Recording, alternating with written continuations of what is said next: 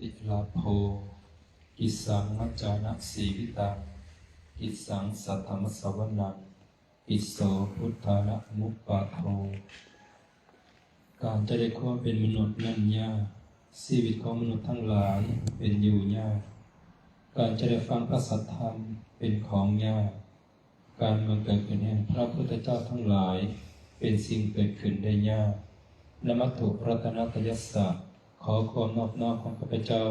จงมีแด่พระรัตนตรัยขอโอกาสคณะสงฆ์ครูบาอาจารย์ในการแสดงธรรมพุทโธพุทโธติโกโสอาติทุลาภตโรกกาธาพุทธภาโวโลเก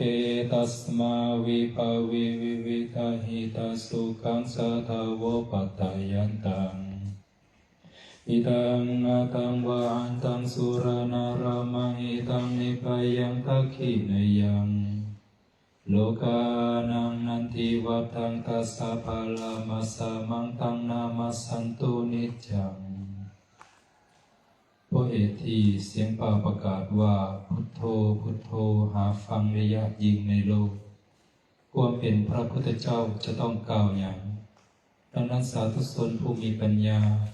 ผู้ปรารถนาประโยชน์สุขมีประการต่างๆจงนอบน้อมพระพุทธเจ้าพระองค์นั้นผู้ทรงไว้ซึ่งประโยชน์อนาปาถนาผู้ที่เทวดาและมนุษย์พากันบูชาผู้ทรงบ่มีภัยผู้ทรงเป็นทักขิเนยะผู้ทรงยังความยินดีให้เจริญแก่สัตว์โลกผู้ทรงมีพระกำลังสิทธิ์ผู้บ่มีภัยเสมอเหมือนเป็นนิจเถิดก็แสดงความเคารพคณะสงฆ์มีพระอาจารย์ใหญ่มหาอุดรมัตตโรเถระเป็นประธานรวมทั้งเพื่อนสาธมิกทุกท่านขอความสุขสวัสดีจงมีแก่สามเณรและเอาตัวญาติโยมสาธุชนทั้งหลายที่ใฝ่บุญใฝ่กุศลโดยการมาร่วมงานปฏิบัติธรรมที่วัดป่าสุวรรณประดิษฐ์ที่บ้านนาดีณโอกาสนี้โดยความสนุนการฟังธรรมของพระทั้งหลายฟังธรรมด้วยความเคารพก็ต้องพนมมือก็ได้วันนี้ก็พระเถระเป็นได้มอบวาระหน้าที่ให้นำพระธรรมคำสอนขององค์สมเด็จพระสัมมาสัมพุทธเจ้ามากล่าวให้เราท่านทั้งหลายเพื่อจะได้รับฟังเพื่อเสริมสร้างศรัทธาศีลสุตตะจักรปัญญาให้แก่ข้าควรค่าแก่การตัดสินหูทำอันจะมีมาในภายภาคหน้าตามสมควรแก่เราท่านทั้งหลายเนาะก็เมื่อคืนนี้ได้ฟังอาจารย์ใหญ่เพิ่นได้กล่าวพุทธรัตนะเนาะไม่ออกทุกคนก็ได้ฟังกันพี่เนาะมุ้ยไปนำรับเนาะเป็นยังไงฟังแล้วเป็นแต่อัศจรรย์อยู่วะท่านอัศจรรย์แสดงว่าได้ผลเลยฟังธรรมเลยเนาะเอาฟังธรรมมาแล้วเกิดความอัศจรรย์ใจโอ้แสดงว่าเข้าใจเลยเห็นบ่บางคนฟังธรรมมาก็ม่วนซื่อๆนะโอ้มันว่าม่วนแล้วถามม่วนมันว่าอย่างบ่จักรู้แต่ว่าม่วนสินะอันนี้ก็บ่แม่นเนาะฟังแล้วโอ้คนอาจจะว่าม่วนแต่เขาเข้าใจแต่ก็อัศจรรย์ใจโอ้ธรรมะเป็นจังซี่เนาะพระพุทธเจ้าเป็นจังซี่เนาะมีคุณหลายจังซี่เนาะสินะเฮาในขณะผู้ที่นับถือบูชาเพิ่นนี่นะเฮาก็ชื่อว่านับถือบูชาสิ่งที่น่าอัศจรรย์แม่นบ่เมื่อนับถือบูชาสิ่งที่น่าอัศจรรย์ผลที่ตอบรับก็ต้องอัศจรรย์คือกันเด้เนาะนั่นเป็นตัวอย่างมาหลายผู้หลายคนเลยว่านับถือเรื่องใสพระสัมมาสัมพุทธเจ้าเพราะว่าแต่คนไม่ได้สัตว์เดรัจฉานนี่ก็เป็นเทวดานะเฮากับกี่ให้ปานนั้นติเนาะเฮากับอีกคนก็น่าสิได้กี่ให้กับบ่ตามสัตว์เดรัจฉานเนาะฟังแล้วเป็นความอัศจรรย์ใจเนาะผลของอัศจรรย์เป็นกุศลเนาะนำพาเกิดสู่สุคติวันนี้ก็ครูบาก็เลยจะได้นำพระธรรมคำสอนที่เกี่ยวเนื่องกับพระสัมมาสัมพุทธเจ้ามาให้เราท่านได้สดับฟังพอจะได้ฮู้เกี่ยวกับเพิ่นเนี่ยเพิ่นมีคุณอย่างไรเป็นอย่างไรแน่สินะ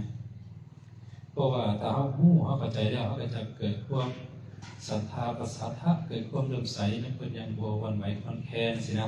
บ่เบี่ยงเบนไปทางอื่นบางทีอาจจะมีคนมาโฆษณาเนาะส่วนเสื่อสินะถ้าส่วนเสื่อเนาะก็โฆษณาเด้อยากให้เฮ็ดจังซี่ครับถ้าเฮามีที่ยึดทางจิตใจอย่างถูกต้องเนาะเขาก็บ่หวั่นไหวบ่ไปเฮ็ดสิ่งอื่นที่มันผิดทำนองของธรรมนะเพ ราะว่าองค์สมเด็จพระสัมมาสัมพุทธเจ้าเป็นครูเลยเอาได้เป็นลูกศิษย์สินะพวกเป็นครูของมนุษย์เป็นครูของเทวดาพอสินะอันนี้เราสวดมนต์ไหว้พระแต่ละมื้อเนาะสัทธาที่ว่ามนุษย์ธรรมเป็นศาสดาของเทวดาและมนุษย์ทั้งหลายพวกเป็นมนุษย์ที่สักการะเคารพนับถือบูชาเพิ่นนะมนุษย์ทุกส่วนสร้างนับตั้งแต่ขอทานญาติโยมไปจนถึงพระอราสามหากษัตริย์เทวดากับทุกชั้นฟ้าเนาะ16ชั้นฟ้า15ชั้นดินจะมีอย่างก็เป็นนับเอาเด้อเนาะก็ยังว่าอย่างซี่16ชั้นฟ้าก็สิถึง15ชั้นดินจักชั้นดินว่า15อยู่ก็บ่ฮู้เนาะนับเท่าใดก็บ่ถึงเพิ่นเป็นผู้นำที่นำพาคุณประโยชน์มาแค่จิตเริ่มใสซื่อๆยังบ่เกิดเป็นเทวดานี่ไม่ถูกบ่ต้องกล่าวถึงว่าเฮ็ดตามเพิ่นบอกเนาะแต่สิจะได้อยู่ดนเด้แล้วก็สิเอาใกล้นิพพานพอพระสัมมาสัมพุทธเจ้าเป็นผู้นำสูงสุดที่มีความเสียสละมีปัญญาผู้นำก็มีหลายแบบเด้ผู้นำบ่สละก็มีได้แม่นบ่พี่ตุ๊กนะเอามาบัดนั้นดีเห็นบ่สิของน้ำคนโง่หรือคนพาลหรือคนเป็นผู้นำเห็นบ่เขียนป้ายใส่นะถือด้วยพี่ตุ๊กโอ้ยคนโง่ก็เป็นผู้นำได้ใช่บ่เป็นได้เป็นนะเป็นแต่จะต้องชิบหายมาให้นะเพื่อนเราเป็นบ่ได้เป็นได้เพื่อนจะว่าบ่ควรเป็นนะบ่ควรให้เป็นแต่ถ้าเป็นผู้มีสติปัญญาเสียสละนี่เป็นผู้นำจะนำพาสู่ความสุขความเจริญนะผู้นั่งกับได้ความสุขความเจริญผู้ตามก็ได้ความสุขความเจริญแต่ถ้าผู้นำเป็นคนบ่สละเป็นคนโง่ตัวผู้นำเองก็ได้ความทุกข์ทรมานแสนสาหัสผู้ตามก็ได้ความทุกข์ทรมานแสนสาหัสความพินาศนะอย่างเช่นมื้อนี้เนาะครูบาจะนำประสูตรเกี่ยวกับผู้นำเนี่ยผู้นำโง่ผู้นำสละนะแต่ว่าองค์สมเด็จพระสัมมาสัมพุทธเจ้าเวลาเพิ่นจะแสดงธรรมนะเพิ่นเป็นผู้มีเพิ่นว่ามีปัญญาหลายมีปัญญากว้างขวางมีปัญญาเลิศมีปัญญาแหลมคมมีปัญญาเสียบแหลมเป็นผู้เสียสละในประเภทแห่งปัญญามีปัญญาแตกฉานเวลาเพิ่นจะแสดงธรรมเพิ่นจะให้คนฟังเนี่ยเข้าใจง่ายขึ้นได้โดยการยกข้อเปรียบเทียบเปรียบเทียบว่าเนื้อหาที่เป็นกล่าวนี้เป็นอย่างไรเพราะว่าประเด็นทั้งหลายกล่าวว่าบุคคลผู้มีปัญญาของคนในโลกนี้นะจะเข้าใจเนื้อความของคำว่าได้ด้วยข้อเปรียบเทียบใช่ไหมเพราะฉะนั้นเวลาที่เราฟังพระธรรมคำสอนของสมเด็จพระสัมมาสัมพุทธเจ้าหลายๆอย่างเพิ่มทั้งพระสาวกของเพิ่นนะเวลาเป็นกล่าวแล้วจะมีข้อเปรียบเทียบให้เอาได้ฟังเรื่อยๆนะทั้งเสียที่อาจารย์ใหญ่ประเทศเมื่อคืนนี่เห็นบ่ที่ปาราชามาฟังพุทธคุณนะเมื่อคืนสดแจ้งเห็นบ่ฟังแล้วเกิดอัศจรรย์ใจก็เลยถามพระเถระว่าคุณที่พวกคุณทานมากล่าวนะก็ตัวที่ยังไม่ได้กล่าวอันใดหลายกว่ากันใช่ไหมเพื่อนก็ตอบว่าพวกคุณที่อาตมาภาพมากล่าวหน่อยเดียวคุณที่ยังไม่ได้กล่าวหลายปันได้ก็หน่อยยกเอาไปเทียบในรูปสินะเพื่อนก็ยกเอาไปเทียบว่าเขาซาลีว่าอยู่ในทงนาจักรเฮกตาร์ไปตัวจืดอยู่ว่าหลาย10 เฮกตาร์นะกับ1 ห่วงเป็นจบออกมานะเรือว่าน้ำในมหาสมุทรเป็นว่าใส่ปลายเข็มหรือว่าลมใต้ปีกนกกับลมในอากาศสินะเข้าใจเลยโอ้หลายปันนั้นพี่น้องสินะนี่คือกับ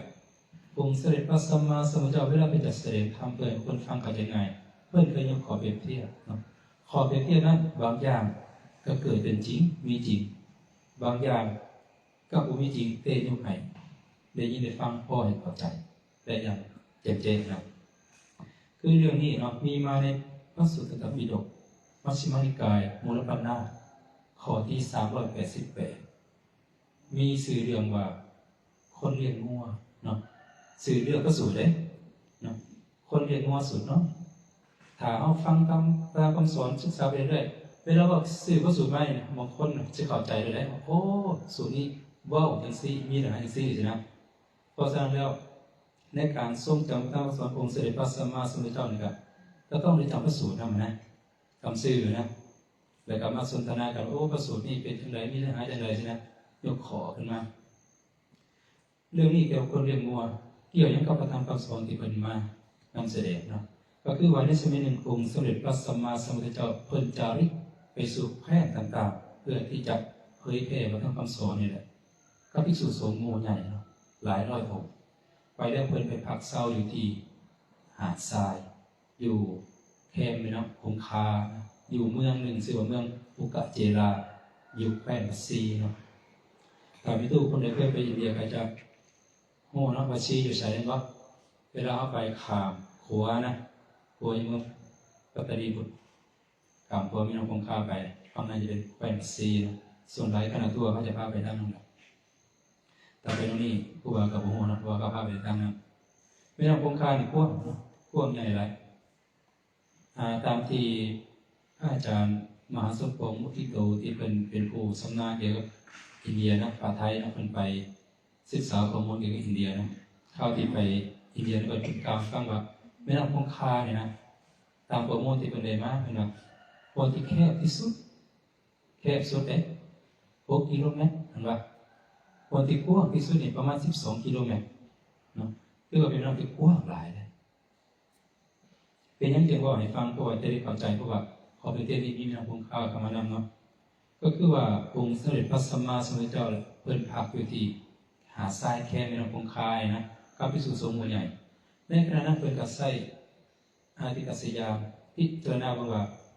ในอดีตการนะในบริเวณนี้มีเหตุการณ์นั้นเกิดขึ้นในบ่นะเพิ่นก็พิจารณาเห็นอย่างเต็มแจ้งด้วยปัญญาญาณของเพิ่นว่าในอดีตการนี้ในสถานที่นี้มีเหตุการณ์เกิดขึ้นเหตุการณ์นั้นเป็นหยังก็คือมีคนเลี้ยงงัวสินะ2 คนเนาะคนหนึ่งเป็นคนโง่คนหนึ่งคนฉลาดเลี้ยงงัวแล้วจะเอางัวข้ามฟ้า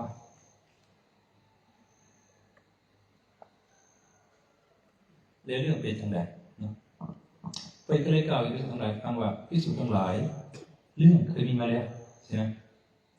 มีคนเลี้ยงงัวชาวแคว้นมคธนะเป็นคนโง่ไม่ได้เกิดเนาะแต่ไปเลี้ยงงัวเนี่ยงัวเป็นหน่อยๆเราเรียกนะหลายพันตัวเนาะเลี้ยงงัวนะเราเป็นคนโง่มาแต่กำเนิดในเดือนท่ายเนาะในศาสตร์สมัยอันเป็นท่ายฤดูฝนศาสตร์สมัยก็คือฤดูอับลมบ้านเรากับเพื่อนเราไปฝนต้นหนาวนะเป็นฤดูอับลมเราบอกพิจารณาฟังนี้และนั้นให้แม่น้ำคงคาได้ต้อนฝูงงัวไปสู่ทางทิศเหนือของชาวแผ่นวิเทหะเนาะงัวเรานั้นหลายร้อยแล้วก็ตัวนึงก็ลงจากฝั่งนี้ลอยตัดกระแสแม่น้ำคงคาไปพอแล้วมันไม่มีท่าขึ้นงัวพวกนี้นะหลายพันตัวนะพวกมีท่าขึ้นได้จังไงลอยเลาะไปตามฝั่งขึ้นบ่ได้เฮ็ดจังได๋6 กิโลเมตรงัวลอยนะอันที่ว่าแม่น้ำคงคาไว้นะพวกแคบเลยลอยไปแล้วบ่ฮอดบ่มีทางขึ้นเฮ็ดจังได๋บัดนี้ก็สิกลับคืนเลยเนาะมันก็สิกลับคืนบนทางมันลงมันก็หูควบยุ่งงัวนะแต่ลอยกลับคืนมันแล้วมันถือกระแสน้ำวนอยู่กลางแม่น้ำคงคานะดูดลงไปงัวหลายพันตัวนะถึงความชิบหายตายน้ำคงคาเบิดบ่เหลืออันนั้นเป็นเพราะหยังเพิ่นว่าเพราะคนเลี้ยงงัวชาวแผ่นบางคนนั้นเขาเป็นคนโง่ตั้งแต่เกิดบ่มีปัญญาเสียสละโง่บ่พิจารณาฟังนี้และฟังนั้นแม่น้ำคงคาได้ต้อนฝูงงัวไปสู่ทางทิศเหนือให้ชันทีบ่เป็นท่าขึ้นเป็นท่าลงซ้ำมาฮอดนี่จะว่าสิขึ้นได้ด้วยก็บ่ฮู้ลงได้ก็เป็นบ่ได้เคยได้ยินบ่มีตัวเนาะลงได้ก็ขึ้นบ่ได้นะตายเพราะหยังล่ะเพิ่นว่าเพราะคนเลี้ยงงัวโง่ให้ไปเลี้ยงงัวตายเบิดเนาะเพิ่นว่าข้อนี้สันใดเพิ่นว่าสมณะหรือพราหมณ์บางคนในโลกนี้เป็นผู้บ่สละในโลกนี้เป็นผู้บ่สละในโลกอื่นเป็นผู้บ่สละในเตภูมิกธรรมอันเป็นที่อยู่ของมารเป็นผู้บ่สละในธรรมอันเป็นที่อยู่ของมารเป็นผู้บ่สละในเตภูมิกธรรมอันเป็นที่อยู่แห่งความตายเป็นผู้บ่สละในธรรมอันเป็นที่อยู่แห่งความตายส้นเราไหนเข้าใจถ้อยคำของสมณพราหมณ์เหล่านั้นว่าเป็นสิ่งที่ตนควรฟังควรเสื่อถือควรปัจจัยของคนนั้นจะเป็นไปเพื่อสิ่งที่บ่เป็นประโยชน์เพื่อทุกข์ตลอดกาลนานสิไหนเอาเข้าใจดีนะไปทุกสมณพราหมณ์ผู้บ่มีความเสียสละบ่ฮู้โลกนี้บ่ฮู้โลกอื่นบ่ฮู้เป็นภูมิกธรรมเนาะก็คือไตรภูมิที่เป็นที่อยู่มารและความตายนี่และเป็นผู้บ่สละในธรรมอันเป็นที่อยู่ของความตายคือพระนิพพานเขามาบอกเขาสอนคนต่อไปนะพวกนี้จะเป็นมิจฉาทิฏฐิคนเราได้ไปเชื่อถือครับพวกนี้เฮ็ดตามมาทำตามเป็นความชิบหายเปรียบเหมือนฝูงงัวหลายพันตัวตกไปสู่ กระแสน้ำวนเป็นองค์การดูดไปสู่ก้นเป็นองค์การตายครับสินะเพื่อนมาอย่างนี้อุปมาผูนสมณพราหมณ์ผู้ปสละเป็นเหมือนคนเลี้ยงงัวผู้ปสละนะต้อนผูงัวไปคือต้อนลูกศิษย์ลูกหาไปสู่ความชิบหายไปก็เนาะ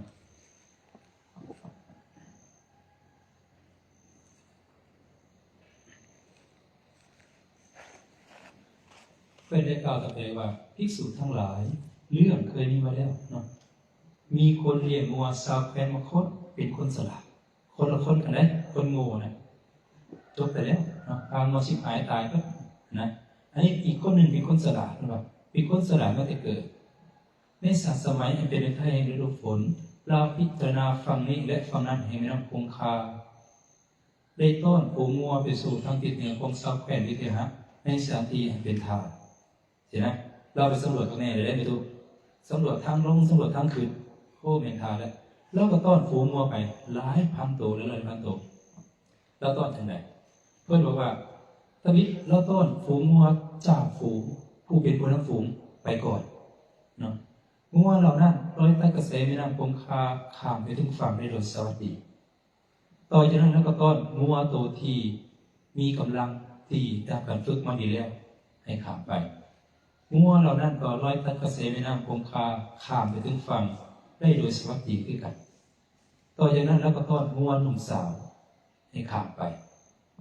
งัวหนุ่มสาวเหล่านั้นก็ลอยใต้กระแสแม่น้ำคงคาข้ามไปถึงฝั่งได้โดยสวัสดีต่อจากนั้นแล้วต้อนงัวที่น้อยมีกำลังหน่อยข้ามไปงัวเหล่านั้นก็ลอยใต้กระแสแม่น้ำคงคาข้ามไปถึงฝั่งได้โดยสวัสดีขึ้นกันเป็นก็ภิกษุทั้งหลายเรื่องเคยมีมาแล้วลูกงัวน้อยหาก็เกิดในโมนั้นการลอยไปตามเสียงงัวตัวเป็นเมียนะแม้ลูกงัวน้อยตอนนั้นก็ลอยใต้กระแสแม่น้ำคงคาข้ามไปถึงฝั่งได้โดยสวัสดีขึ้นกัน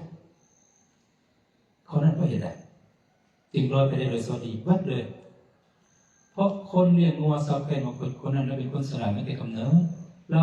ในศาสมัยเป็นไทยดูผลเราพิจารณาฟังนี้ได้ฟังนั้นมีน้ำคงคาแล้วต้อนฝูงงัวไปสู่สถานที่อันเป็นทาสินะเมสันใดเป็นว่าสำนักหรือพราหมณ์บางคนในโลกนี้เป็นผู้สลาดในโลกนี้เป็นผู้สลาดในโลกอื่นเป็นผู้สลาดในเตภูมิกธรรมอันเป็นที่อยู่ของมารเป็นผู้สลาดในธรรมอันเป็นที่อยู่ของมารเป็นผู้สลาดในเตภูมิกธรรมอันเป็นที่อยู่แห่งความตายเป็นผู้สลาดในธรรมอันเป็นที่อยู่แห่งความตายส่วนเราใดเข้าใจถ้อยคำของทานนั้นว่าเป็นสิ่งที่ตนควรฟังควรเชื่อถือควรเข้าใจของคนนั้นจะเป็นไปเพื่อประโยชน์เพื่อคุณเพื่อความสุขแก่พวกเขาสิ้นกาลนานสินะเอาเข้าใจเนาะผู้นำที่สลาดนะเป็นหู้วัดแต่งดูผู้ฟังนี่ก็คือนี่แหละไตรภูมินะที่เป็นที่อยู่ของมารและกับความตายมารในที่นี้มันหมายถึงหลายอย่างเนาะบางทีก็หมายถึงคันธมารเนาะพวกอันนี้นะมารหาเนาะเรียกกับตัวที่มันข้ามอยู่ความตายคือพระนิพพานตัวมาเนี่ยแต่สมณพราหมณ์นี่เป็นผู้วัดสลาดวัดเสนะผู้ทางลงผู้ทางขึ้นเพิ่นก็สอนลูกศิษย์ลูกหาเนี่ยนำไปในสิ่งที่ถูกต้องเดินตามเพิ่นนี้ถึงฝั่งปลอดภัยอย่างนอนแม้ขนาดลูกงัวน้อยก็เกิดในมือนั้นสิหูจักควบยังเลยบ่ลอยไปตามเสียงแม่นะแม่ห้องเรียกแม่ลอยไปนะลอยไปตามเสียงแม่ก็ลอยไปข้ามขึ้นฝั่งได้ใช่ไหมเพื่อนยกขอไปเทียบอีกว่าภิกษุทั้งหลายงัวจ่าฝูงที่เป็นผู้นำฝูงนะลอยใต้กระแสแม่น้ำคงคาข้ามไปถึงฝั่งได้โดยสวัสดีเมสันใดบรรดาภิกษุทั้งหลายผู้เป็นพระอรหันตขีณศพอยู่จบพรหมจรรย์เหตุคิดติดว่าเหตุได้แล้วองค์พระหลักได้แล้วสิ้นภาวะสังโยชน์แล้วบรรลุประโยชน์ตนโดยลำดับแล้วรุดพ้นแล้วพอหูโดยถูกต้องก็ได้ชื่อว่าลอยใต้กระแสมาข้ามถึงฝั่งได้โดยสวัสดีคือกันงัวที่มีกำลังที่ได้การฝึกมาดีแล้วลอยใต้กระแสแม่น้ำคงคาข้ามถึงฝั่งได้โดยสวัสดีแม้สันใดบรรดาภิกษุทั้งหลายผู้เป็นโอปติกะหมายถึงพระอนาคามีเพราะสิ้นสังโยชน์ทั้งต่ำประกาศสังโยชน์ทั้งต่ำประกาศมีอะไรในตู้หูบ่ต้องบอกว่าเนาะ อาจจะเคยได้ฟังแหละแต่เขาบ่จือเนาะสังโยชน์ก็คือเครื่องผูกจองซับไว้ในภพต่ำต่ำก็คืออยู่ในกามภพเนี่ยเรียกว่าภพต่ำเลยแต่เดียวเสรูปภพอรูปภพนะกามภพนี่เป็นภพต่ำจะถึงสังโยชน์หาประการนี้จองไว้ถ้าไปยังละบ่ได้บ่พ้นไปจากภพต่ำนี้มีอย่างกามราคะความชื่นชมยินดีอยู่ในสิ่งน่ารักน่าปรารถนารูปเสียงกลิ่นรสสัมผัสปฏิฆะความคิดกระทบกระทั่งใจมาโกรธมาฆ่านะสักยะทิฏฐิความเห็นว่ารูปนามขันธ์หานี่เป็นเฮาเป็นเฮาเป็นของเฮาเนี่ยนะวิจิกิจฉาความลังเลสงสัยในทางออกจากทุกข์ลังเลสงสัยในพระพุทธพระธรรมพระสงฆ์เป็นต้นและก็ศีลปฏิบัติมามีการประพฤติเกินว่าเป็นไปว่ารูปคำสินพจน์เนาะศีลก็คือขอปฏิบัติอันสิ่งที่เหตุเนาะพจน์ก็คือขอปฏิบัตินี่เหตุที่จะถือกันนะยังหูขอปฏิบัติอันถูกต้องบ่หูศีลอันถูกต้องถึงว่าชาตินี้จะบ่เฮ็ดแต่ศาสนาจะเฮ็ดสินะอย่างเช่นเราพวกมีความเฮ็ดว่าข่อยบ่เป็นจังซี่แล้วเพิ่นแบบหมาแบบงัวแล้วเพิ่นเกิดเป็นเทวดาสินะแล้วข่อยบ่กินนั้นบ่กินนี่แล้วข่อยสิเข้านิพพานสินะเนาะบ่กินนี่บ่กินหนังนะข่อยจะเข้านิพพานสินะนี่แหละคือทางนิพพานทางกายสินะอันนี้ก็ถือว่าเป็นความเข้าใจผิดเนาะรูปคำสินพจน์เพื่อนบอกว่าบรรดาพระภิกษุทั้งหลายผู้เป็นโอปติกะเพราะสังโยชน์หาประการสิ้นไปเพิ่นถ้าได้ขาแล้วจักปรินิพพานอยู่ภูมิโลกนั้นบวกกับไม่แต่รู้นั้นเป็นธรรมดาก็ชื่อว่าตัดเกษมานขามถึงฝั่งแห่งปรินิพพานได้โดยสวัสดีสนั่นเหมือนกันบรรดามั่วหนุ่มสาวที่ร้อยใต้เกษมนำคงคาขามถึงฝั่งได้โดยสวัสดีเมสันใดบรรดาภิกษุทั้งหลายผู้เป็นพระสกทาคามีเพราะสังโยชน์สามประการสิ้นไปมีสักยะทิฏฐิวิจิกิจฉาศีลปฏิมาสิ้นไปและเพราะโลภะโทสะโมหะเบาบางอย่างหยาบถึงตัดด้วยสกัดทาคามีมั้ย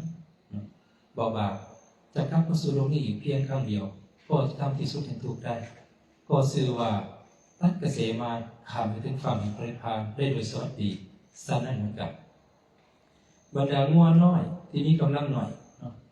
รอยใต้เกษมนำคงคาข้ามไปถึงฝั่งได้โดยสวัสดีแม้สันใด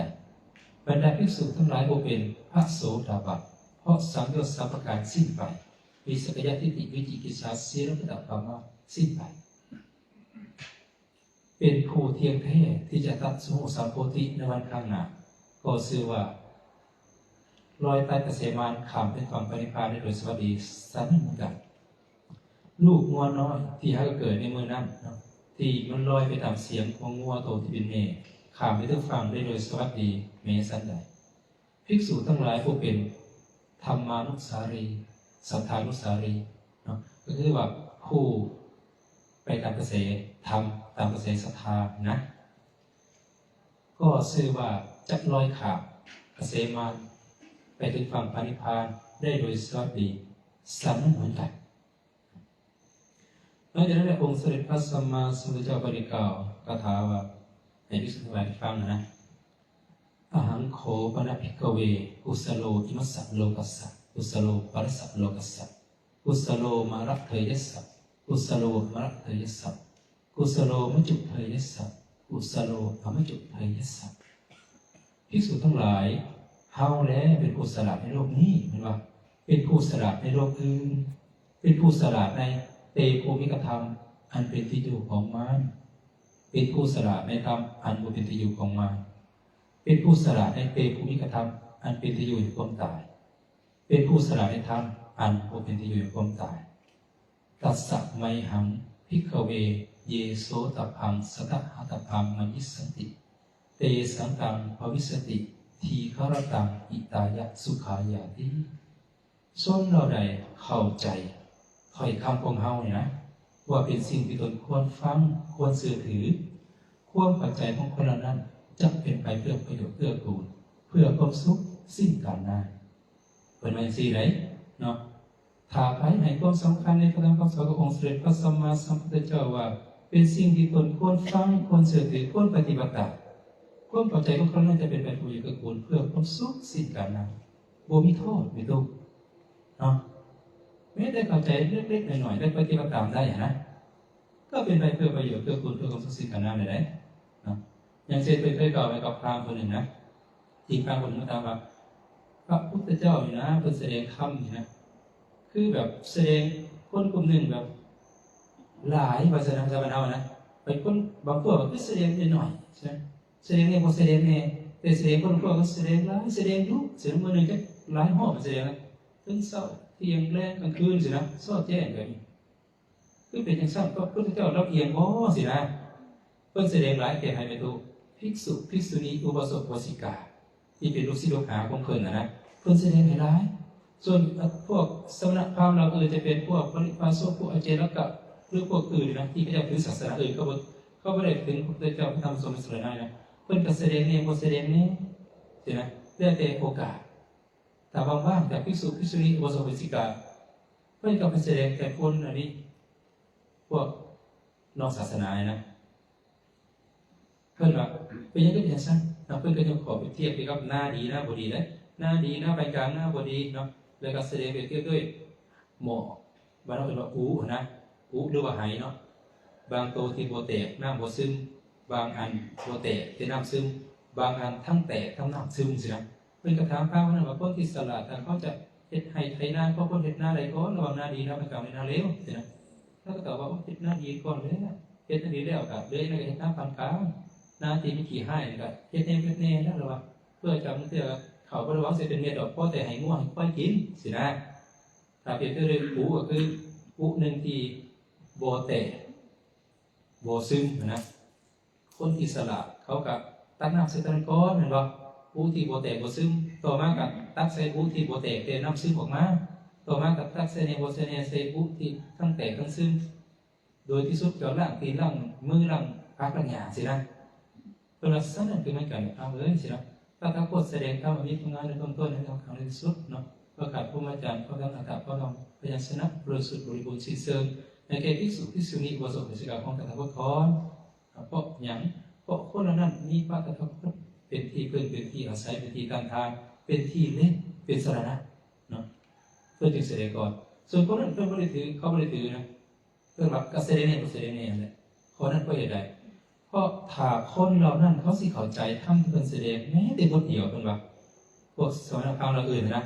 ถ้าสิเข้าใจทำเพื่อนแสดงนั้นแม้แต่บทเดียวความเข้าใจของเขานั้นก็จะเป็นไปเพื่อกูลเพื่อความสุขสิ้นกาลนานได้จึงแสดงเขานะเขาสิเข้าใจว่าได้ก็ยังแสดงใช่ไหมบางคนเข้าใจบางคนไม่เข้าใจต้นตอบหักบดีเท่าที่ควรนะเพื่อนก็เลยบอกคอยแสดงดูเพื่อกับภิกษุภิกษุณีอุบาสกอุบาสิกาใช่ไหมอันนี้จะกล่าวถึงว่าพวกที่ว่าเป็นผู้หู้แจ้งโลกนะเป็นอย่างไรนะ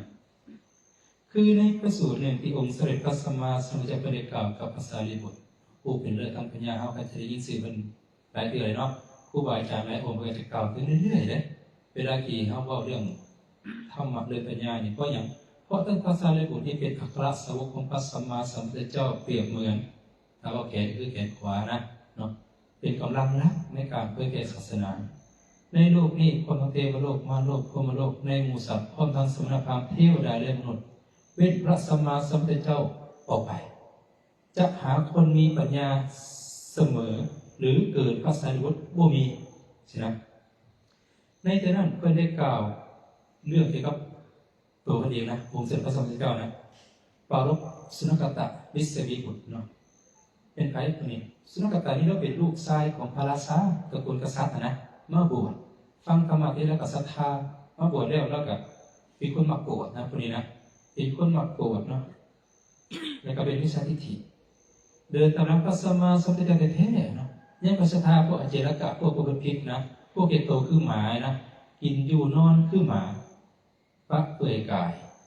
แล้วเดินตามหลังพระสัมมาสัมพุทธเจ้าถือบาตรถือสังฆติตามเป็นโลกศรัทธาพระพุทธเจ้าเลยแปลว่าไม่ดูเป็นศรัทธาคนนั้นน่ะเราบอกอ๋อตัวอันนี้ของแท้หรอวะพระอรหันต์ต้องกินซี่เปื่อยกายกินแบบคือหมาเป็นยังไงเนี่ยสุดยอดหรอวะเขาจะกันนี้เราเนาะเราไม่ได้ว่าเรื่องในใจเลยพระเจ้ากันนี้เรานะเราก็มันแต่นี้เขาเห็นยังใช่ไหมพระเจ้าบอกว่าเจ้ากินอย่างซี่เป็นบ่แม่นหรอวะเพราะนั้นเราเองบอกศรัทธาเลยเป็นหัวจิตหัวใจ โอ้คนมันเฮาตัวเมื่อนี่ก็โอ้เนาะที่ว่าที่คนที่หัวใจเราถือไปยังว่าสุดยอดเลยนะไม่ตู้เราถือเนี่ยพิษเนี่ยกันตัวพิษเป็นโบว่าเนาะเอาตัวถือมาสู้เนาะแต่ว่าพระสัมมาสัมพุทธเจ้าหรือพระอรหันต์ทั้งหลายผู้มีจิตโตปริยญาณนะเพื่อจะหัวจิตหัวใจได้100%บนพระอันนี้ก็เป็นคุณหนึ่งของพระสัมมาสัมพุทธเจ้าเลยถ้าเอาศรัทธาเริ่มใช้ปฏิบัติตามคำสอนของเพิ่นนะเพิ่นประลบสนกตะเป็นอย่างไรสนกตะที่กล่าวถูกพระสัมมาสัมพุทธเจ้าว่าเพิ่นเป็นคนบ่มีฤทธิ์บ่มีเดชหรอกเพิ่นว่าทางที่เหนือมนุษย์ที่พระพุทธเจ้าเนี่ยบ่มีครับเพิ่นสอนทำบ่เป็นคิดเองเองรอสินะมาสอนจังซั่นจังซี่สินะสิ่งที่เพิ่นว่ามานี่มันบ่แม่นบ่มีเพิ่นคิดเองรอสินะแล้วกล่าวถูกนะแล้วก็แต่เราว่าสิ่งที่พระพุทธเจ้านี่สอนนี่ก็ทำให้ตามกันสิคนถูกอยู่เนาะสินะพระเจ้าเลยบอกว่าสนกตะนี่นะเราเป็นคนโง่มักโกรธเราเจตนาเนี่ยจะตำหนิตถาคตแต่ว่าสรรเสริญนะ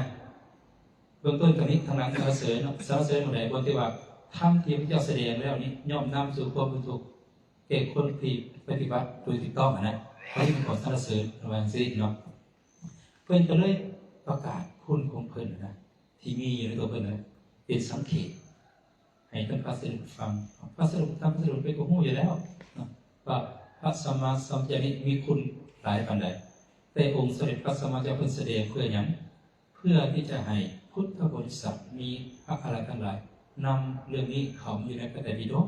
เพื่อจะให้ส่วนรุ่นนำได้ศึกษาเรียนรู้เกี่ยวกับคุณของเพิ่นนะซึ่งคนพานหู้บ่ได้เลยคนพานวิญญาณถึงจะเดินตามหลังเพิ่นคือสังฆติที่ว่าตามเพิ่นก็บ่ฮู้อย่างเช่นสุนัขตาลิสิริบุตรนี่นะบ่ฮู้คุณพระพุทธเจ้าเนาะมีหยังล่ะมีอิติปิโสภควาอรหังสัมมาสัมพุทโธเป็นต้นนะว่าพระสัมมาสัมพุทธเจ้าเป็นพระอรหันต์เนาะพระสมุทรพระองค์โดยถูกต้องถึงความโดยวิชาลิจนะทรงเสด็จไปดีผู้เที่ยงโลกเป็นผู้คงเทรานุทั้งหลายเป็นพระพุทธเจ้าผู้ผู้ตื่นผู้ไปเป็นผู้จำแนกธรรมสิ่งเหล่านี้สุนัขตาลิสิริบุตรเราบ่ฮู้เพราะเราถือกิเลสครอบงำเนาะคืออย่างไรก็โง่และไปกับโทสะเนาะอีกอย่างหนึ่งเป็นว่าองค์เสด็จพระสัมมาสัมพุทธเจ้ามีฤทธิ์มีเดชได้ไหมทุกเนาะเป็นคนคือกับเฮา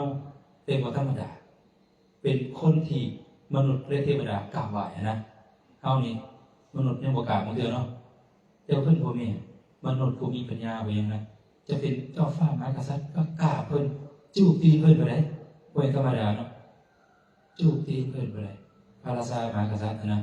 เทวดานี่ก็ก้มกราบแล้วตั้งแต่สั้นภูมิเทวดาขึ้นไปถึงพรหมโลกสั้นอากานิธานะกราบเคารพเพิ่นนะเพิ่นมีเด็กรีบเพิ่นนี่โอ้ในโลกมนุษย์เนาะแม้แต่ในพรหมโลกยังสูงกว่าไปเนาะอย่างเช่นตอนนึงที่เพิ่นไป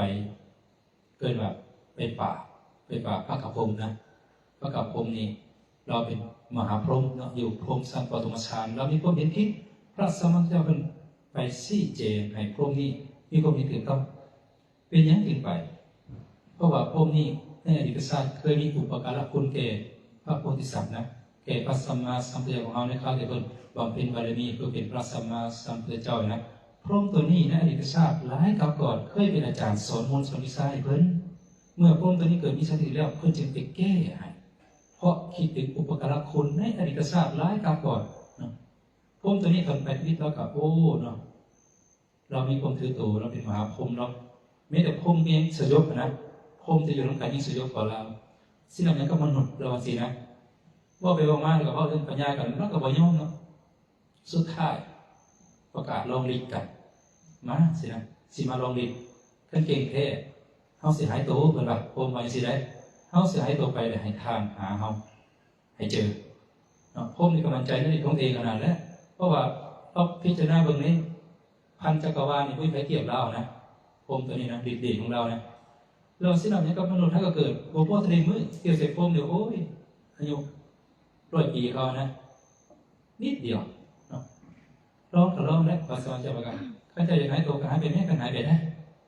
พรหมปกติก็หายตัวไปได้ไม่ตัวเราหายตัวไปนี่มีแต่พรหมอยู่กันยังหาเราบ่เห็นนะเราเก่งนะเราจะว่าข้าเจ้าเก่งจะก็หายไปได้แม่ก็ได้ภาษาเอานะพรหมตัวนี้ก็เดี๋ยวเขาสายตัวสินะ เสกคาถาอะไรมนต์อะไรเนี่ยแหละเฮ็ดได้ก็พวกไปที่บนเก่านะก็ยังยืนโคโลอยู่บนเก่านะให้ก็เห็นว่าพระสมมาเจ้าพวกยังเห็นอยู่เขาเสียให้โตเขาเสียให้โตเสียนะเบ้า2-3 เทื่อก็ยังยืนโคโลอยู่คือเก่านะอยู่ใกล้พระพุทธเจ้าแล้วเฮ็ดแต่ดินยังใส่บ่ได้ในตู้เพิ่นแบบผมอยู่บนเก่าสิไปใส่สินะไปนี่หาเขาเด้อเพิ่นว่าผมนี่ก็ไปว่าเฮ็ดแม่สินะเว้าคืนนี่เด้ท่านเจ้าเฮ็ดได้เฮ็ดแม่เพิ่นก็สิคิดว่าสิให้พระพุทธเจ้าหายตัวไปบ่ได้นะพระเจ้าเพิ่นก็เป็นกับบรรดาอิทธาภิสังขารตัวเฮ็ดซำนี้ก็พอแล้วที่มหาพรหมก็ดีพรหมก็ดีพรหมบริษัทดีสิบ่เห็นตัวเพิ่นเนาะเพิ่นเวลานี้ปึ๊บหายตัวไปแต่ให้เขาได้ยินเสียงสินะ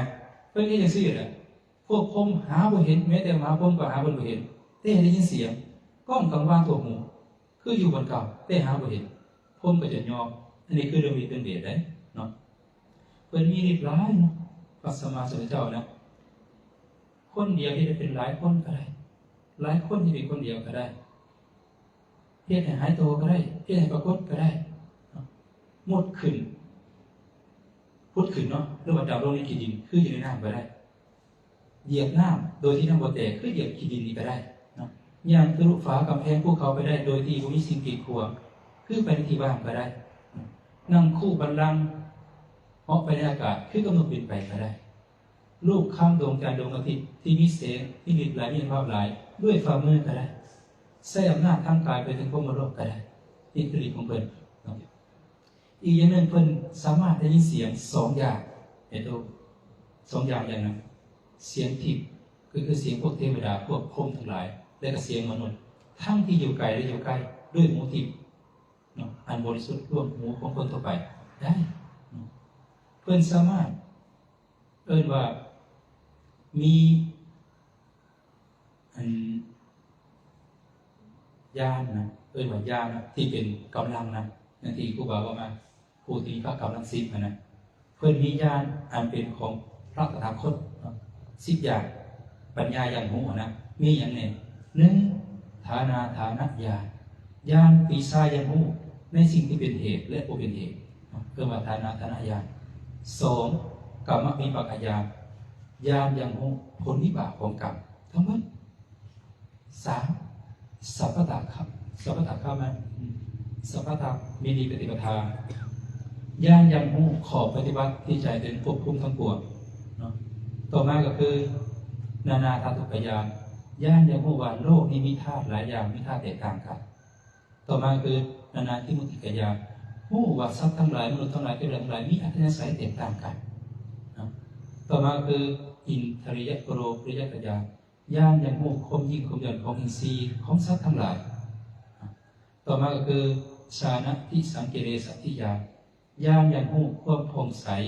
ความสาวหมองของฌานวิโมกข์สมาธิสมาบัติและการออกจากฌานวิโมกข์สมาธิและสมาบัติอันนี้เป็นเรื่องของพวกที่พระเจ้า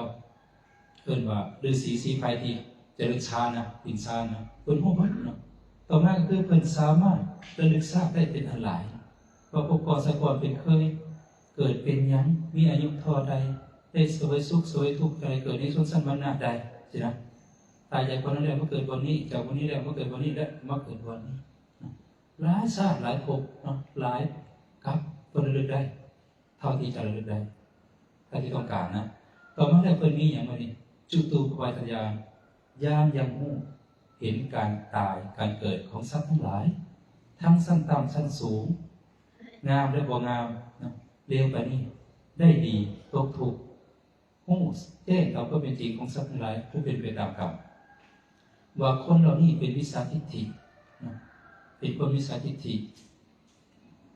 ยึดถือการกระทำด้วยวิสาทิฏฐินะเป็นผู้ประพฤติผิดทั้งกายทั้งวาจาทั้งใจเป็นผู้กล่าวให้พระอริยเจ้าทั้งหลายคนเหล่านี้ตั้งแต่กายแต่ใจจะเกิดในอบายทุกขติวิบัตินรกสินะส่วนคนบางคนเป็นคนประพฤติดีทั้งกายทั้งวาจาทั้งใจเป็นสัมมาทิฏฐิปฏิบัติกระทำตามสัมมาทิฏฐิและบอกกล่าวตู่พระอริยเจ้าทั้งหลายตั้งแต่กายแต่ไปจะไปเกิดในสุคติโลกสวรรค์เพื่อรู้เห็นการตายและการเกิดของคนทั้งหลายทั้งสิ้นอีกอย่างหนึ่งเพิ่นมี อาสวะขยายานเนาะยานความสิ้นไปแห่งอาสวะนี่คือกำลังสิบของพระสัมมาสัมพุทธเจ้าที่เพิ่นมีแล้วเนาะเฮ็ดให้เพิ่นสามารถประกาศทำในบริษัททั้งหลายโดยที่บ่มีความข้ามค่าเกรงกลัวต่อผู้ใดเพราะว่าเพิ่นน่าจะเป็นพระราชามหากษัตริย์ผู้ยิ่งใหญ่หรือจะเป็นเทวดามารพรหมเพิ่นสามารถแสดงธรรมได้อย่างองอาจกล้าหาญเปรียบเสมือนราชสีห์บรรลือสีหนาถนะบ่ได้เกรงกลัวต่อสัตว์อื่นเนาะบรรลือได้อย่างองอาจกล้าหาญอย่างมั่นใจนะนี่คือพระญาณของพระสัมมาสัมพุทธเจ้าเพิ่นได้แสดงก็ไปว่าเพิ่นนี่นะคติว่ามานะเห็นด้วยตาทิพย์นะคติกรรมไปของสัตว์ทั้งหลายเป็นอย่างไรคติมีเท่าไหร่คติคือภพภูมิที่คนจะเป็นตายแล้วไปเกิดนะมีหาอย่างที่เพิ่นกล่าวกับท่านพระสารีบุตรว่าปัญจโคอิมาสารีปุตตะคติโยกัตมาปัญจสารีบุตรเป็นว่าคติคือการไปเกิดมีหาอย่างอันใดนี้หนึ่งนิรโยนรกสองติรัสสานโยนิกำหนดสัตว์เดรัจฉานสามปิติวิสโยเปรตวิสัยสี่มนุษย์มนุษย์หาเทวดาคติคือการไปเกิดของทรัพย์ทั้งหลายในวัฏสงสารมีหายากเพื่อนบอกว่าเพื่อนหู้แจ้งนรกไหนหู้แจ้งหมายถึงว่ามีอะไรที่เป็นจะบ่หู้เนาะหู้แจ้งนรกหู้แจ้งทางที่จะนำสัตว์ไปสู่นรกหู้แจ้งขอปฏิบัติที่จะพาไปสู่นรกอีกอย่างหนึ่งเป็นหู้ขอที่บุคคลปฏิบัติอย่างไรแล้วเป็นเหตุให้เขาร่างกายเตะกายได้ไปจะไปเกิดในอบายทุกติวิบัตินรกเพิ่นหู้แจ้งกำหนดสัตว์เดรัจฉานหู้แจ้งขอปฏิบัติที่จะพาไปสู่กำหนดสัตว์เดรัจฉานหู้แจ้งขอที่บุคคลเฮ็ดจังไรแล้วหลังจากเตะกายได้ไปเขาจะไปเกิดในกำหนดสัตว์เดรัจฉานเพิ่นหู้แจ้งเปรตวิสัยหู้แจ้งมนุษย์โลกหู้แจ้งเทวโลกหู้แจ้งขอปฏิบัติที่จะพาสัตว์ไปสู่เทวโลกเนาะอีกอย่างหนึ่งเป็นหู้แจ้งขอที่บุคคลปฏิบัติแล้วเป็นเหตุให้เขาหลังจากเตะกายได้ไปจะไปเกิดอยู่สุคติโลกสวรรค์เพิ่นหู้แจ้งอย่างสี่ไหนพระสัมมาสัมพุทธเจ้าบ่มีอันใดที่เป็นจะบุ๋มเนาะ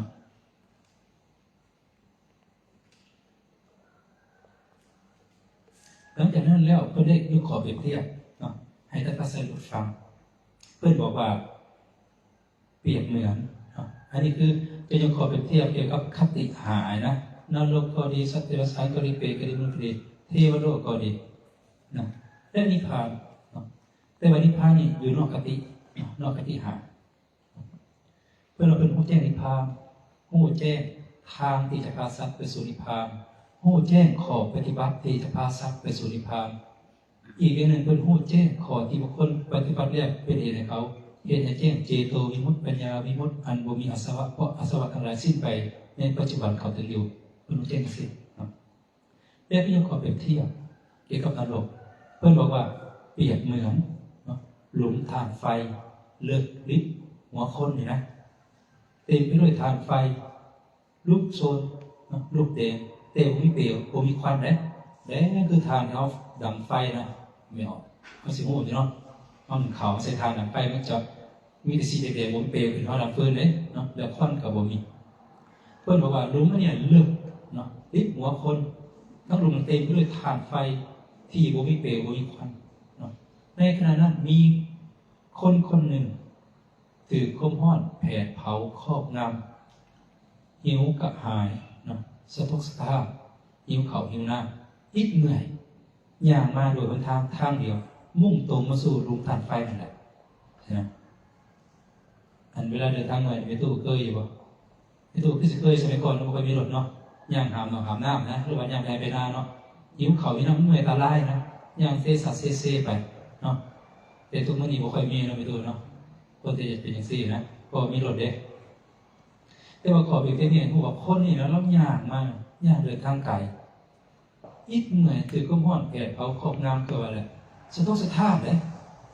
ย่างตัวแล้วจะเป็นยังไงหิวกระหายเนาะ ย่างมาแบบน้ำมือตะมัวนะเห็นเนเว้นเน่นะแต่ว่าย่างตรงมาสู่ทางที่ขุมทานไฟนั้นย่างมาเรื่อยๆในตอนนั้นผมว่ามีคนคนหนึ่งเป็นคนตาดีเดี๋ยวเห็นเขาเป็นสิวันสิละโอ้เท้าเนี่ยนะเราย่างทางนี้ปฏิบัติกันสิเดินตามกันสิเราจะมาถึงขุมทานไฟนี่แหละใช่ไหมในเวลาต่อมาคนตาดีนั้นก็เห็นเท้านั่นนะพูดถึงความเป็นเขาความงามเสื้อสั้นเหนียวกระหายย่างมากนะตกลงไปในขุมทานไฟนะแล้วความทุกข์ก็แสนสาหัสเสวยทุกเวทนาโดยส่วนเดียวบุมีความสุขไม่แต่ขนาดนั้นเลยตกลงไปในขุมทานไฟนะเมสันไดเป็นแบบเพื่อนก็กำหนดหูจิตของบุคคลบางคนในโลกนี้โดยจิตของเพื่อนว่าคนผู้นี้เหตุจังซี่ปฏิบัติจังซี่ดำเนินชีวิตจังซี่หลังจากแต่กายตายไปเขาจะไปเกิดในอบายทุกขติเป็นหวัดนั้นเนาะในเวลาต่อมาเพื่อนเห็นคนนั้นหลังจากแต่กายตายไปไปมาเกิดในอบายทุกขติวิบัติอารมณ์ด้วยตาทิพย์อันบริสุทธิ์ร่วมดวงตาของมนุษย์อย่างที่กล่าวมาว่าองค์สริปัสสัมมาสัมพุทธเจ้ามีตาทิพย์นำที่แยกจากคูเห็นการตายการเกิดของสัตว์ทั้งหลายเพื่อนเห็นคนที่ก็พิจารณาแหละบดีนะทั้งกายทั้งวาจาทั้งใจมีความเห็นผิดก้าวตูพระอริยเจ้าตั้งแต่เตะกายแต่ไปก็นั่นหรอกเปรียบเหมือนคนนั้นเดินทั้งถุงใจเดียวน่าพ้นทุกข์เนาะให้คุณเปรียบเทียบนรกแห่งกรรมต่อมาเป็นเปรียบเทียบอย่างกำลังสัตว์เดรัจฉานเป็นอย่างไรเพื่อนว่าเปรียบเหมือนขุมขี่เนาะเลือกลิบหัวพี่กันขี่เต็มอยู่เนาะตั้งรูปนะต้องอะไรกระสิบหัวนะขึ้นมาได้ในขณะนั้นมีบุคคลคนหนึ่งเป็นคนที่ถือขมอดแผดเผาครอบงำสุขสถานหิวเขาหิวน้ำเนาะอิดเมื่อยย่างมาโดยทางตรงสายเดียวมุ่งมาสู่ขุมขี่นั่นแหละในตอนนั้นคนที่มีแต่ดีเด็ดเลยจะเก่าโอ้เท้านี่นะเราเห็นจังซี่ย่างจังซี่ดำเนินจังซี่เราจะมาหอดขุมขี่นี่เราบอกสินะในเวลาต่อมาคนแต่เดียวก็เห็นเปล่าอย่างนะผู้ที่อย่างมานะอย่างมันก็ตกลงขุมขี่นะเสวยทุกขเวทนาอย่างเป็นห้องเมสันไดเป็นว่าเพิ่นก็สนับสนุนกันกำหนดพูดจิตของบุคคลในโลกนี้โดยจิตของเพิ่นว่าบุคคลผู้นี้เหตุจังซี่ปฏิบัติจังซี่ดำเนินชีวิตจังซี่หลังจากแต่กายตายไปเขาสิไปเกิดในกำหนดสัตว์เดรัจฉานในเวลาต่อมาไปเห็นบุคคลนั้นน่ะหลังจากแต่กายตายไปมาเกิดในกำหนดสัตว์เดรัจฉานเสวยความทุกข์เป็นอันหลายสินะเปรียบเหมือนคนตาดีเห็นคนอีกเมื่ออย่างมาตกขุมขี่เนาะเพื่อนเปรียบกำหนดสัตว์เดรัจฉานเปรียบเหมือนคนตกขุมขี่ทุกสันใดการลองคิดจะน่าเองเลยไม่ตุกเนาะอันนี้ก็คิดบ่ออกคือกันได้เนาะการเด็กพวกนี้ก็ลองเนาะเปิดปากปิดมาโดดลงไปเบิ่งเนาะสิมีความสุขบ่โอ้ยยันว่าอย่าสอารมณ์เถื่อนๆซ่าหนาซ่าไหนก็จะตกอีกเลยเนาะทุกสัตว์เดรัจฉานเนาะคือคนตกขุมขี่เนาะต่อมาเปรตนิสัยควบคุมเปรตในทุกจังไรเพื่อนเปรียบเหมือนต้นไม้เป็นตู้ต้นไม้ต้นเดียวและบัวหลายต้นเนาะมีใบอ่อนใบเกศหน่อยมีเงาทะลุปูโป่งนะเนาะพืชกับบัวหน้าบัวเรียบเป็นกัจจิวาจังไรคือเวลากินตมเนาะงัวไปเหยียบนะพี่ตู้กินตมงัวไปเหยียบมันแห้งนะอันเหยียบกูเหยียบก็ต้องถึงนั่งนอนเนาะพืชเป็นยังสั้นต้นไม้ก็คิดถึงต้นสมสารยามที่มันบกกับมีใบเลยเด้อเนาะส้มเทียมใบนะแต่คนไม่เคยเดินทางสิบหูเลยนะลองไปเนาะไปพวกเขากล้วยเราไปเดินตรงไปจากเซมเด้อหาบนผักหาบางบ่อนมันมีต้นไม้นะเงาไม้สันใดก็เอานะบางคนนี่โอ้ยมีแต่ต้นกับไปนอนลบในต้นเลยนะข้าวบางทีครูบาไปเดินตรงกับกลุ่มอาจารย์ตัวเพศศิลธรรมสมัยเกศเนาะมีบ่อนหนึ่งอยู่ตัวพระไป100 กว่าองค์130 กว่าองค์พระส่วงเทียนนี่นะเทียนเลยแต่ได้เทียนหวยนะหาบนผักกูมีแต่ว่ามันยางมา10 กิโลเลยบ่ไหวแล้วยางจะไปเลยก็สิเซ่ให้รถตามมานะหาที่ผักเจิดเข่าบอนที่เขาพุดหินนั่นสีมีอย่างมีต้นไม้ต้นหนึ่งต้นเดียวต้นไม้พอจะมีเงาเป็นที่ขึ้นได้นะเป็นส้นได้ประมาณ10 องค์ก็เต็มแล้ว20 องค์อีก100 องค์เท่านั้นวันนี้ไปหาลุกไปหาลี่บางคนก็ไปนอนดมกองขี่เขาโอ้ยบาดเจ็บเป็นทรมานจำเป็นอันนี้คือการเนาะต้นไม้มีใบอ่อนใบเกศหน่อยเงาทะลุปุโป่งพืชกระบดีแข็งเนาะในตอนนั้นมีบุรุษคนหนึ่งก็ว่าแหละถือก็ว่านแผลเผาครอบงำ หิวกระหายสะทกสะท้านอิดเมื่อยย่างมาด้วยทางตรงทางเดียว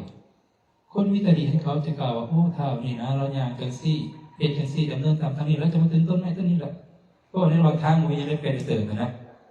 เมื่อเรามาหอดแล้วเนาะเอ็ดอะไรแล้วก็มันนั่งมานอนในกองต้นไม้นะข้อเด็ดเศร้าเนาะดีกว่าบ่มีนะพี่ตุ๊นอนในสิ่งที่ความสุขกว่าเพื่อนกับแข็งเงากับโป่งเนาะแดดกับเผาเจ็บทุกทรมานในสันใดเป็นว่าเพื่อนก่อสนามการปรุงเสด็จพัสมาเสียเพื่อนกำหนดหูจิตของบุคคลโลกนี้โดยที่ของเพื่อนว่าคนนี้ปฏิบัติจังซี่เหตุจังซี่ดำเนินสิ่งดีจังซี่นอกจากแต่กายแต่ไปเขาจะไปเกิดให้กำหนดสักเป็นวิสัยในเวลาต่อมาไปเห็นบุคคลนั่นแหละนอกจากแต่กายแต่ไ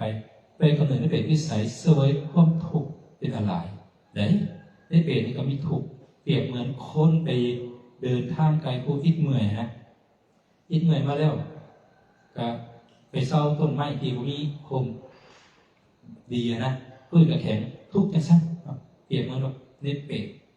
รตตลกดาวความทุกข์จังสั้นต่อมาเพิ่นขอเปรียบเทียบให้ผมเทียบกับมนุษย์โลกเป็นอย่างไรแบบนี้เพิ่นว่ามนุษย์นี้เป็นเปรียบซี่เป็นตัวเปรียบเหมือนต้นไม้ใหญ่ต้นไม้ใหญ่มีใบอ่อนใบแก่หนาทึบมีเงาแหน่สนิทนะเปรียบเหมือนต้นไผ่ก็ยังมีใหญ่นะพี่ตุ๊กแดดจะมาส่องข้างกล้องจะเย็นนะทั้งพืชดีกับรากเรียบมีหยาบอ่อนๆเคี้ยวๆนุ่มๆนะในตอนนั้นมีบุรุษคนหนึ่งผู้ติดก้มห้อนแผดเผาครอบงำสะทกสะท้านอิดเมื่อยหิวกระหายเดินมาโดยทางตรงทางเดียวมุ่งมาสู่ต้นไม้ต้นนั้นแหละในตอนนั้นคนมีตาดีเห็นเขาจะการเสียว่าโอ้เท่านี่นะเราเอ็ดทั้งสี่ปฏิบัติทั้งสี่ดำเนินกับทางนี้เราจะมาถึงต้นไม้ใหญ่ต้นนี้แล้วสินะในเวลาต่อมาคนมีตาดีเห็นบุคคลนั้นมาถึงต้นไม้ใหญ่นั้นนั่งหรือนอนอยู่กองต้นไม้ใหญ่นั้นเสวยความสุขเป็นอันหลายมันเศร้าเมื่อยเด้เห็นปะเดินทางไกลมาทั้งเมื่อยทั้งหิวทั้งหายมาเศร้าห่มนอนพื้นนุ่มมีความสุขเด้อยากไปเจอเนาะมีโอกาสไปเจออาจารย์แซมแล้วก็ยังเดินยังไม่ทุกปาติเป่าสิโมเป็นยังไงว่าอันนี้ว่าเข้าใจหรอกท่านบอกเคยนะลองเบิ่งสิโมทราบซึ้งสำเร็จเนาะความสุขในห้องกล้องต้นไม้เพราะว่าตัวไม่ตู้กวนนอนของแอร์ได้สิบอกให้เนาะรอผมเรื่องอย่างตากแดดได้ไปยืนตากแดดกันได้แค่2 ชั่วโมงนี่เลยเขากล้องต้นไม้นะความสุขเนาะเพื่อนกับว่าสั้นไหนเนาะองค์เสด็จพระสัมมาสัมพุทธเจ้าเพื่อนกับสั้นนั้นเหมือนกันเพื่อนกำลังพูดจิตของบุคคลในโลกนี้ด้วยจิตของเพื่อนว่าบุคคลผู้นี้ปฏิบัติจังซี่เหตุจังซี่ดำเนินจังซี่หลังจากแต่กายตายไปเขาจะมาเกิดในพวกมนุษย์ในเวลาต่อมาเพื่อนก็เห็นบุคคลนั่นแหละหลังจากแต่กายตายไปแล้วมาเกิดในพวกมนุษย์สวยความสุขเป็นอันหลายด้วยตาทิพย์ของเพื่อนเนาะอันนี้คือมนุษย์ต่อไปเทวดาเพื่อนเปรียบเทียบจังไรเพื่อนเปรียบเทียบเทวดาจังซี่เปรียบเหมือนปราสาทนะปราสาทคฤหาสน์และสว่างต่างๆนะมีเรือนยอดเสาลุ่มแหลมหลายๆนะมีฝาโบกดีทั้งข้างนอกข้างในมีประตูมีปองเยี่ยมมีก่อนปิดดีลมเข่าบัวได้เนาะทางในนั้นมีเตียงนอนหมอนนุ่มมีเพดานขัดด้วยผ้าเตียงนุ่มอ่อนหมอนกับเป็นตะนอนในตะมวนนะเมตุประสาทกับกันแดดกันลมกันหนาวดีไปอยู่แล้วมีความสุขเนาะในตอนนั้นมีบุคคลคนหนึ่งย่างโดยทางตรงทางเดียวจะมุ่งมาสู่ประสาทแล้วนะคนมีตาดีเขาจะฟังสิว่าโอ้ถ้ามีเราปฏิบัติจังซี่ดำเนินจังซี่เหตุจังซี่เราจะมาถึงประสาทแล้วนี่แหละในเวลาต่อมาบุคคลตาดีนั้นก็เห็นคนนั้นผู้ถือความอ่อนแผ่เผาความงามนะมาถึงประสาทแล้วก็เป็นประสาทเป็นนั่งหรือนอนอยู่ในเตียงนอนหมอนนุ่มนะสวยความสุขเป็นอันหลายเมสันใดองค์เสด็จพระสัมมาสัมพุทธเจ้าเป็นกอดสนามกันโอ้จิตของบุคคลนี้โดยจิตคนว่าบุคคลนี้ปฏิบัติจังซี่ประพฤติจังซี่ดำเนินชีวิตจังซี่หลังจากแต่กายต่อไปเขาจะไปเกิดอยู่สุคติโลกสวรรค์ในเวลาต่อมาเพื่อเห็นบุคคลนั้นหลังจากแต่กายต่อไปมาเกิดอยู่สุคติโลกสวรรค์ด้วยตาทิพย์อันบริสุทธิ์ร่วมดวงตาของมนุษย์เนาะข้อต่อไปนิพพานเนาะเพื่อนขอบยกขอบเทียบกันไหนเพื่อนบอกว่าสัพบุคลณีนะข้าว่าสัพบุคลณีเป็นสัพที่มนุษย์สัพพุทธขึ้นนะหรือเทวดาเสกขึ้นก็ได้เที่ยวเป็นสัพโดยธรรมชาตินะสัพที่มนุษย์หรือเทวดาเหตุให้เกิดมีหน้าใสเย็นจืดสนิทนะมีดอกบัวน้ำอย่าง มีทาลงราบเรียบบ่มีขี้ตมบ่มีขี้โคลนทาลงสะอาดน้ำมันก็ใสสะอาดบ่ขุ่นบ่มัวจืดเย็นเนาะชื่นใจทั้งข้างสามนั้นมีฮาวป่าหนาทึบห่มเงาเย็นพืชหญ้าอ่อนๆนุ่มๆเรียบสินะในขณะนั้นบุคคลคนหนึ่งเดินทางไกลเนาะเป็นผู้ถือคมห้อนแผดเผาครอบงำสะทกสะท้านอิดเมื่อยหิวกระหายอยากมาโดยทางตรงทางเดียวคนมีแต่ดีในที่นี้เปรียบเทียบคือพระสัมมาสัมพุทธเจ้าเด้อคนมีแต่ดีที่เกิดจากการเสวะโหธรรมนี่นะเราปฏิบัติจันซี่เหตุจันซี่ดำเนินกันทางนี้เราจะมาถึงสักบวกกรณีนี่แหละในเวลาต่อมาคนตาดีนั้นก็เห็นบุคคลนั้นมาถึงสักบวกกรณีลงไปไปดื่มเพื่อนกับความหิวความกระหายเพื่อไปรับความร้อนความกระวนกระวายของกายหลังจากอาบแล้วเราก็ขึ้นเป็นนั่งหรือนอนอยู่ที่ห้าวป่าน้ำทึบห่มเย็นพื้นนุ่มนั้นเสวยความสุขโดยส่วนเดียวเมสันใดเป็นว่าองค์เสด็จพระสัมมาสัมพุทธเจ้าก็สนั่นเหมือนกันกำหนดหู้จิตของบุคคลในโลกนี้โดยที่คนว่าบุคคลนี้ปฏิบัติจังซี่เหตุจังซี่ดำเนินจังซี่จะกระทำให้เจโตวิมุตติปัญญาวิมุตติอันบุมีอาสวะเพราะอาสวะทั้งหลายสิ้นไปด้วยปัญญาอันยิ่งเองเข้าถึงอยู่ในปัจจุบันในเวลาต่อมาไปเห็นบุคคลนั้นแหละเห็นเต้นเจโตวิมุตติปัญญาวิมุตติอันบุมีอาสวะเนาะเพราะอาสวะทั้งหลายสิ้นไปด้วยปัญญายิ่งเองเข้าถึงอยู่ในปัจจุบันสั้นนั่นเหมือนกันในตัวนี่คือพระปิศาจขององค์เสด็จพระสัมมาสัมพุทธเจ้าเพิ่นกล่าวให้เฮาฮู้ถึงคติทั้งหลายของคนที่ตายเกิดนะมีนรกกำเนิดสัตว์เดรัจฉานเปรตวิเศษมนุษย์และเทวดาและกล่าวถึงตัวที่พ้นจากคติก็คือพระนิพพานยกขอเปรียบเทียบให้เฮาได้ฟังได้เข้าใจถึงความทุกข์ทรมานและความสุขในภพภูมิต่างๆทุกขติหมายถึงไปทุกข์นี่นรกกำเนิดสัตว์เดรัจฉานเปรตวิสัยสุคติหมายถึงไปดีมีมนุษย์และเทวดาเนาะและพระนิพพานเป็นอันที่พ้นจากกติคือว่าอะไรเป็นธรรมที่เวนที่อยู่ของมารและเป็นธรรมที่อุปที่อยู่ของความตายเป็นสิ่งที่มารไปถึงบ่ได้ความตายไปถึงบ่ได้องค์เสด็จพระสัมมาสัมพุทธเจ้าเพิ่นพูดแจ้งโลกทั้งปวงเพิ่นประกาศดีแล้วเนาะด้วยปัญญาอันผู้ยิ่งของเพิ่นและก็เปิดประตูสู่อมตะนิพพานคือความบ่ตายนะให้บรรดาสาธุชนคนดีทั้งหลายผู้ปรารถนาความพ้นทุกข์เนาะปรารถนาความสุขอันสูงสุดให้ดำเนินไปตามทางนั้นเมื่อดำเนินไปแล้วบวกออกนอกรูนอกทางซ่าไวก็จะถึงคนใดมันก็ไปถึงไว้หนึ่งหรอกว่าในกี่ขั้นการนั่งถึงนี่หน่อยหนึ่งแต่ยังไงไม่ได้ถึงนะคนมันก็ยังไงเข้าฟังเลยศึกษาพระธรรมคำสอนขององค์เสด็จพระสัมมาสัมพุทธเจ้าแล้วมีอุตสาหะอยากปฏิบัติสินะก็คือปฏิบัติอย่างเช่นเอาทั้งหลายนี่แหละมาปฏิบัติธรรมสินะนี่ก็เรียกว่าดำเนินตามทางที่เพื่อได้ซี่บอกนะซี่ทางออกบอกทางถือให้ถึงความพ้นทุกข์ก็คือความสุขอันไพบูลย์นะส่วนนี้ครูบากับหวังว่าพระธรรมคำสอนที่นำมากล่าวทั้งหลายได้สำหรับครั้งนี้จะเป็นประโยชน์ให้ท่านทั้งหลายเกิดศรัทธาปัสสัทธะในพระพุทธศาสนาเกิดความเลื่อมใสอันตั้งมั่นวันไหวบวชคอนแค้นในพระสัมมาสัมพุทธเจ้าในพระธรรมคำสอนของตนในพระสงฆ์สาวกของเกินเนาะเพื่อจะเป็นประโยชน์เกื้อกูลให้ท่านทั้งหลายได้ความสุขอันไพบูลย์คือมรรคผลนิพพานส่วนนี้กับขออวยพรท่านทั้งหลายจะเป็นผู้มีความสุขกายสบายใจทั้งในภพโลกนี้และโลกหน้าจงเป็นผู้พบเห็นสิ่งที่ดีงามตราบใดที่เฮายังบ่ได้เข้าถึงมรรคผลนิพพานก็เข้ามาทุกข์ยากเข็นใจครับทุกจนอัปปัญญาจะเสด็จมีเนาะขอให้ผมมีแต่ความสุขความเจริญและก็เป็นผู้มีสติปัญญาเสียสละในพระธรรมคำสอนขององค์เสด็จพระสัมมาสัมพุทธเจ้าและก็สมณะตนคนจากทุกข์ถึงสุขอันไพบูลย์คือมรรคผลนิพพานโดยตัวการทุกทานทุกคนเถิดสาธุสาธุสาธุอนุโมทามิขอโอกาสครูบาอาจารย์ในการอุทิศส่วนบุญแก่คณะสงฆ์ทุกท่านญาติโยมสาธุชนทุกคนนะครับลูกขเทวดาภูมิเทวดาและก็สรรพสัตว์ทั้งหลายอิตังเมปุญญังอาสาวะขยังวะหังโหตุอิตังเมปุญญังนิพพานัสสะปัจจโยโหตุมาปุญญาภาคังสัพพสัตตานังภาเสมิเตสัพเพเมสมังปุญญาภาคังละพันตุขอบุญนี้ของข้าพเจ้าจงเป็นไปเพื่อความสิ้นอาสวะขอบุญนี้ของข้าพเจ้าจงเป็นไปเพื่อพระนิพพานข ข้าพเจ้าขออุทิศส่วนบุญนี้ให้แก่สรรพสัตว์ทั้งหลายขอสรรพสัตว์ทั้งหลายจงมีส่วนบุญเสมอกับข้าพเจ้าด้วยเถิดสาธุสาธุสาธุอนุโมทามิที่เทศจบลงไปก็คืออาจารย์สุญโญก็ได้นำธรรมะมาให้พวกเราได้ยินได้ฟังขอในสาธุให้เป็นคุณสติสมาธิปัญญาญาณ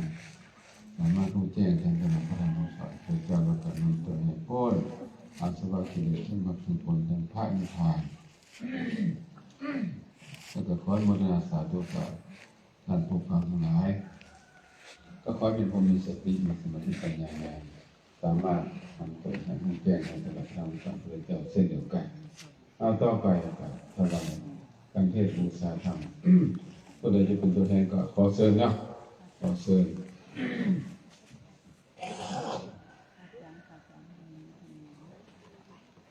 เชิญแรกผู้ที่บ่ได้ไปก็ตั้งจิตตั้งใจอนุโมทนาเนาะ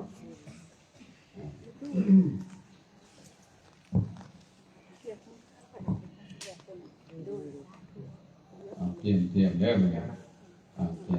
เตรียมเนาะสาธุสาธุสาธุอนุโมทามิขออนุโมทนาสาธุมีผู้มีจิตศรัทธาได้ถวายการเทศน์บูชาธรรมบูชาพระธรรมเนาะอยู่ในตัวครูบาอาจารย์สมัยก่อนก็มีพราหมณ์ต้องการบูชาธรรมแต่บ่เห็นพระธรรม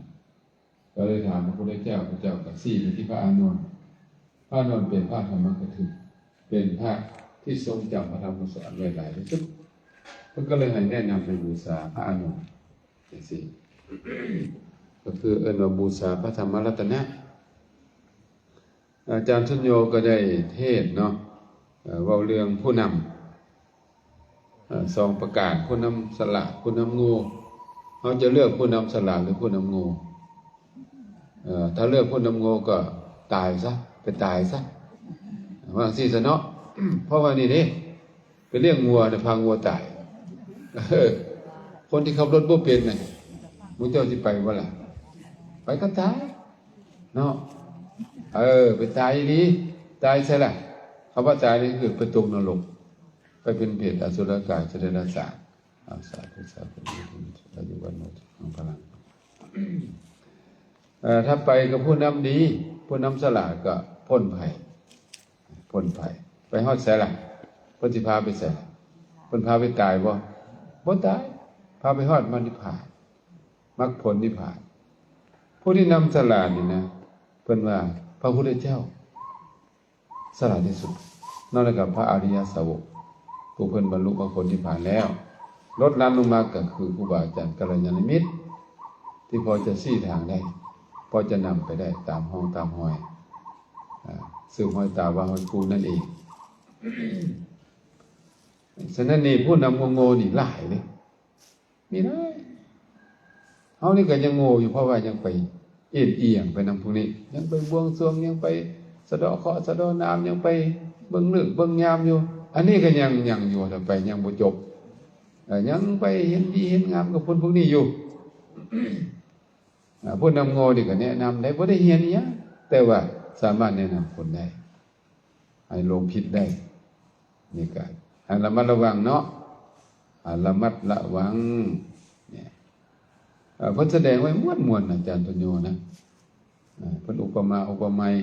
คนเลี้ยงงัวที่โง่ก็พางัวตายเบิดตั้งเป็นพันหลายพันโตบ่เบิ่งหน้าเบิ่งหลังนะไล่ลงไปโลดขึ้นเท่าใดก็สร้างมันบ่เบิ่งหน้าเบิ่งหลังว่าจมน้ำเท่านั้นเนาะไปถึงกระแสน้ำบนน้ำมูลน่ะตายคนที่เลี้ยงงัวมันฉลาดมันก็จะเบิ่งหน้าเบิ่งหลังโอ้สิข้ามไปทางนี้แล้วขึ้นฝั่งใดไปจังใดมาจังใดสำรวจกฎการมีกระแสน้ำบ่หมุนน้ำบนบ่แถวนี้ก็มันระวังเบิ่งคักแน่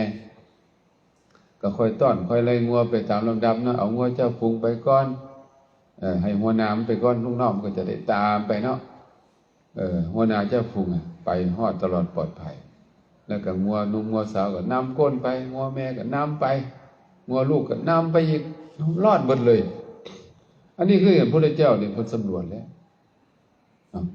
ผู้นำที่สละเพิ่นสำรวจเพิ่นเป็นพระพุทธเจ้าเพิ่นฮู้เบิดแล้วทางไปนรกทางไปเป็นเปรตอสุรกายสัพเพสรสารทางไปมนุษย์ทางไปสวรรค์ทางไปนิพพานทางไปพรหมทางไปนิพพานเพิ่นฮู้เบิดเลย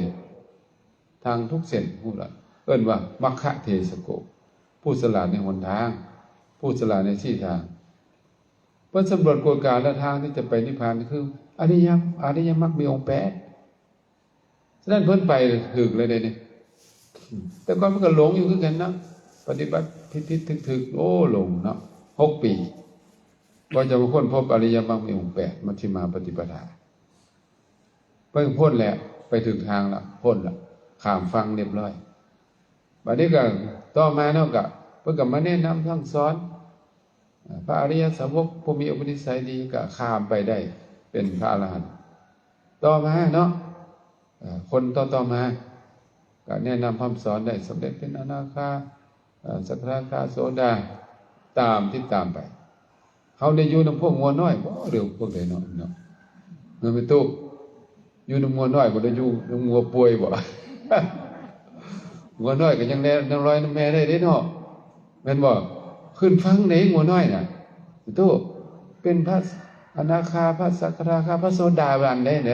งัวน้อยน่ะอุปมานั้นน่ะเด้ข้ามฟังเรียบร้อยแล้วเด้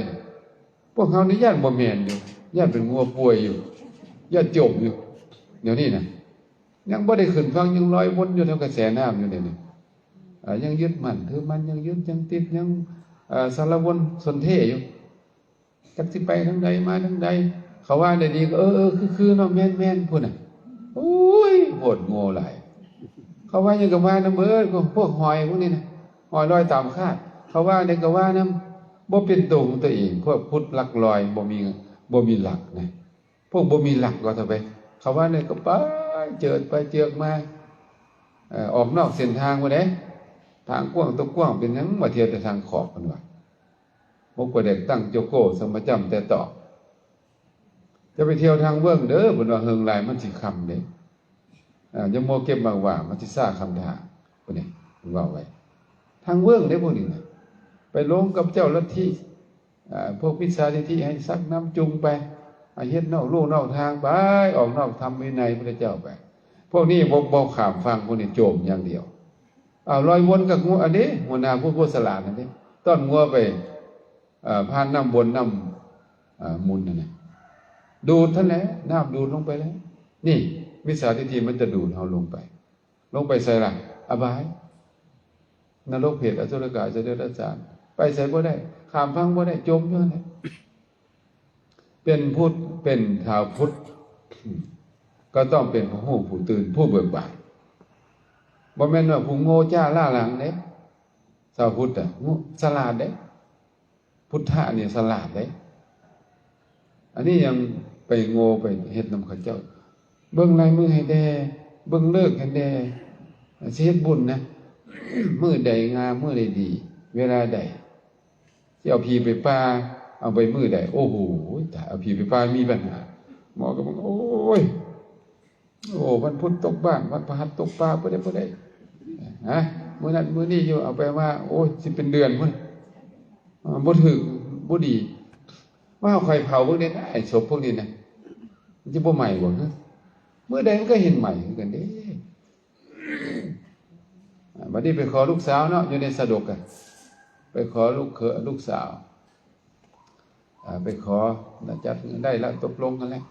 มาหาหมอป่ะเนี่ยท่านหมอมาเบิ่งเขาหน่อยลูกเขาหน่อยไปขอลูกไผ่อยู่นี่นะมื้อใดดีเขาน่ะสิเอาลูกไผ่มาเฮือนนี่มื้ออื่นดีบ่มื้อบ่ดีเป็นหลายมื้อเนาะมื้อใดก็บ่ดีโอ้ยบ่จะได้มื้อดีบักหลายๆมื้อวะเนี่ยผู้เป็นเนาะทูทางเจ้าสาวก็คอยท้าบ่มาเว้ยแสดงว่าตัวบ่มาก็ได้บัดนี้มีคนอื่นตัดหน้าเนาะ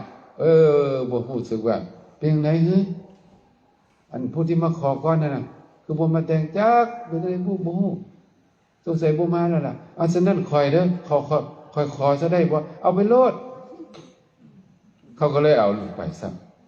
บัดนี้ฮอดวันฤกษ์งามยามดีเพิ่นแห่กันมาแล้วได้ป่ะนี่ คันหมากแห้งเพิ่นมาแล้วได้บาดแห่กันมาแล้วมาก็ห่อหิ้วมาฮอดเป็นไดล่ะเลิกดีว่าซั่นมื้อดีมาฮอดมาหยังผู้เป็นแม่สาวผู้สาวมาหยังท่านทั้งหลายเอาก็มาขอเจ้าสาวเอาเจ้าสาวรับเจ้าสาวตัวมาหาสิแตกหยังบ่สิเขาเจ้าว่าได้บ่ข่อยว่าได้ดิอ้าวคือว่ามาซ่าเป็นจังไดบ่มาตามนัดหมอเบิ่งยามเบิ่งลึกบ่ซั่นเบิ่งลึกเบิ่งยามอยู่บ่ดีว่าซั่นก็เลยบ่ได้มาเลิกดีเป็นจังไดล่ะเลิกดีเป็นจังไดเลิกดีกายว่าบ่ได้ซ้ำผู้ที่มาเอาบ่สนใจเรื่องมาเอาไปก้อยนี่แหละพวกไส้หลังลาพวกมันตะป่าถือเตาพวกนี้นะบ่ทันบ้านทันเมืองโง่ๆจ้าๆพวกนี้นะบ่เป็นชาวพุทธอันนี้นะชาวพุทธต้องเป็นผู้ฮู้ผู้ตื่นผู้เบิกบานฉลาดเพราะว่าเฮามีผู้นำฉลาดคือพระสัมมาสัมพุทธเจ้าเฮาก็ต้องเรียนรู้นำเพิ่นแม่นบ่ล่ะฮู้ตามเพิ่นอันนี้เราบ่ยอมเรียนยังไปถือพวกผีพวกพราหมณ์อยู่ไปถือลัทธิอื่นๆอยู่มันจะเป็นผู้ฮู้ผู้ตื่นผู้เบิกบานจังได๋ฉะนั้นพวกนี้มันเฮ็ดให้ซักซ่าเป็นแนวซ่าความคิดของมันซ่าการปฏิบัติก็ซ่าให้ซ่าไปเบิดนะอันนี้ก็เนาะอันได้ผู้นำดีแล้วก็พยายามนำก้นเพิ่นนำเพิ่นไปสิไปไสล่ะเพิ่นสิพาไปไสไปสวรรค์นิพพานนี่ไหนผู้นำฉลาดนี่ไหนข้ามขึ้นฟังปลอดภัยบ่ถึงน้ำดูดถ้าไปกับผู้นำโง่ๆจ้าๆพวกนี้เจ้าลัทธิมิจฉาทิฏฐิทั้งหลายเฮ็ดนี่ก็เบิ่งเลิกเบิ่งยามก่อนเจ้านี่เป็นบ่ดีไว้ไปตัดกรรมตัดเวรซะเจ้านี่เคาะไว้ไปสะเดาะเคราะห์ซะบ่แม่นสะเดาะเคราะห์ไปตื้มเคราะห์บ่แม่นตัดกรรมเราตื้มกรรมมันบ่ได้ให้ความสุขมันตื้มทุกข์ถึงว่าล่ะเบิ่งให้ดีแม่เบิ่งให้ดีแม่พระพุทธเจ้าเพิ่นสอนแบบนี้บ่มีเรื่องงามยามดีบ่มีแบบที่เขาเจ้าเว้าบ่มีเพิ่นว่าจังได๋เพิ่นบอกว่าสัตว์เหล่าใดเฮ็ดดีตอนเช้านั้นเป็นเรื่องงามยามดีวันดีมงคลดีของเขาเฮ็ดดีนะเฮ็ดดีทั้งกายทั้งวาจานะแต่ก็เฮ็ดบ่ผิดศีลบ่ผิดธรรมบ่ผิดกฎหมายบ้านเมืองนั่นแหละเฮ็ดบุญเฮ็ดกุศลนั่นแหละนะเอาเฮ็ดดีตอนสวยก็ตอนสวยก็เป็นเรื่องงามยามดีมงคลดีของเขาเฮ็ดดีตอนเที่ยงก็ตอนเที่ยงเป็นเรื่องงามยามดีมงคลดีของเขาเฮ็ดดีตอนบ่ายตอนแลงก็เรื่องงามยามดีของเขาเพิ่นรวบเลยนะสรุปแล้วว่าสัตว์ทั้งหลายเราใดเฮ็ดดีตอนใดตอนนั้นเป็นเรื่องงามยามดีมงคลดีวันดีเห็นบ่ถึกบ่เพิ่นตัดจังซี่ถึกบ่คำว่านี่ถึกใจบ่หรือว่าถึกเหตุผลบ่ถูกต้องบ่ก็ถือกันแล้วเอาลองเฮ็ดมึงดูบาดนี้บ่ว่ามื้อนี้เรื่องบ่ดีเฮาเฮ็ดดีอยู่เป็นจังได๋มันดีบ่เฮ็ดดีทั้งกายทั้งวาจาและใจมันดีบ่มื้อนี้เรื่องดีเอาหมอว่าไปเฮ็ดซั่วมึงดูไปลักรถเขาเจ้าก็ได้ไปลักงัวลักควายเขาเจ้าลองมึงดูสิได้ติดคุกมื้อนี้แหละเดี๋ยวนี้เลยแหละนี่การกระทำนี่สำคัญเลยดีซัวอยู่ที่ตัวทำสูงต่ำอยู่ที่การทำตัวให้มันสูงก็สูงทำตัวมันต่ำก็ต่ำทำตัวให้มันสูงให้ได้ประพฤติสุจริตประพฤติดีทั้งกายวาจาใจ ทั้งกายก็คือบ่ขาดสัตว์บ่ลักทรัพย์บ่พูดผิดกามทำวาจาก็บ่ตัวบ่ด่าบ่ส่อเสียดบ่เว้าร้ายทั้งใจก็บ่คิดผิดบ่คิดอยากได้ของคนอื่นมาเป็นของตัวเองบ่อาฆาตพยาบาทพระเจ้าแล้วก็บ่ผิดเป็นมิจฉาทิฏฐินอกธรรมนอกเหตุผลเนี่ยประพฤติดีเป็นจังซี่ประพฤติบ่ดีโกงกันค่ะมันจะได้ผลทันทีเลยพระเจ้าตัดย่อๆนะถ้าผู้ใดจำยังบ่ได้สมองบ่ดีนะเอาย่อๆก็ได้เฮ็ดดีได้ดีเฮ็ดชั่วได้ชั่วจบเท่านี้ล่ะเอาเท่านี้ล่ะโลกอันนี้น่ะบ่ต้องเอาหลายหรอกเฮ็ดดีได้ดีเฮ็ดชั่วได้ชั่วลองเฮ็ดเบิ่งแล้วบ่เชื่อน่ะเฮ็ดดีก็ต้องได้ดีเอาลองไปย่างออกไปเนาะเห็นผู้ใดก็โอ้ยมันตัวยกมือไหว้แม่ตู้ก็โอ้ยหลานโอ้ยดีเว้าดีนำเขาเจ้าลองไปด่าเลยบัดนี้เอาลองไปด่าเด้อแม่ตู้นี่โอ้ยเป็นตาสังเนาะเมื่อใดสิตายเนาะโอ้โหมึงเป็นลูกไผวะเด้ ถ้าว่าเฮ็ดดีนำน้องอุ้ยเจ้านี่จังฉลาดเนาะถ้าเอ้ยนางเอ้ยฉลาดเจ้านี่เนาะเป็นคนผู้ดีฉลาดลักแหลมโอ้เจริญงอกงามเด้อหลานเด้อถ้าว่าบ่ดีผู้เฒ่าวางเด้อล่ะแม่มันน่าสิตายแต่โดนๆแล้วเนาะคนอันนี้เนาะเกิดมาได้อยู่มาได้จังได๋แม่เริ่มถึงแล้วมันลูกผู้ใดคือซัวเลยวะด่าฮอดแม่เพิ่นบัดนี้มันจุ่มใดวะเอาแล้วบัดนี้ฮอดโคตรบัดนี้เอามันคนบ้านใดด่าทั้งบ้านบัดนี้นะเมืองไหนวะมาด่าฮอดเมืองคนแขวงใดด่าแขวงคนมันคนประเทศใดนี่ด่าฮอดประเทศโธ่มันธรรมดาพระเจ้าเห็นว่าผลของการกระทำดีทำบุญดีมันมีอยู่ตลอดแนวนี้พิสูจน์ได้เดี๋ยวนี้ผลของบุญของบาปวันนั้นบาปอยู่ไสก็บ่เห็นขี้สร้างสูบยามาเอาอีกแล้วอันนี้ก็ได้นะบุญอยู่ไสเพราะว่าบ่เห็นโตเอาอีกแล้วก็เห็นอยู่ตลอดเสมอนี่ดิเฮ็ดดีก็ได้ดีอยู่เสมอนี่ดิ